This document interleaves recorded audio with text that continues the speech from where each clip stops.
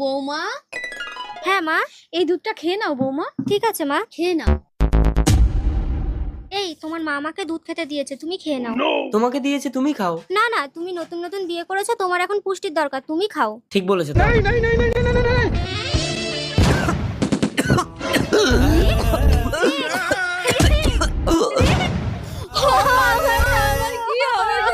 আসুন police officer, আমার বৌমার নতুন বিয়ে করে এসে আমার ছেলেকে মেরে ফেলেছে। চলুন থানায় চলুন। দাঁড়ান, আমার মেয়েকে কোথায় নিয়ে যাচ্ছেন? তোমার মেয়ে দুধে বিষ দিয়ে আমার ছেলেকে মেরে ফেলেছে। কিন্তু দুধটা তো শাশুড়ি মা আমাকেই খেতে দিয়েছিল। তবে এই কি ব্যাপার?